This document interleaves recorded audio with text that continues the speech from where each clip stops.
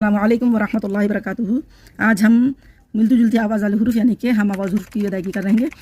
मिलती जुलती आवाज़ को से पढ़ना में फ़र्क करना बहुत ज़रूरी होता है। अगर इसके हम इसमें लिहाज नहीं करेंगे तो इसके मानी आपस में मिलने जुलने लगते हैं, तो इससे बाज़ दफ़ा मायने भी बदल जाते हैं। जैसे कुल माने कहो, कुल माने खाओ, और वनहर और कुर्बानी करो, वनहर और डांटो, इससे मायने बिल्कुल चेंज हो जाते हैं। इसलिए हमें फ़र्क करना ज़रूरी है। अब ये पढ़ेंगे ता को बारी करेंगे, तो का मोड़ा पढ़ेंगे, ता तो दाल जा वो, दाल जा वो।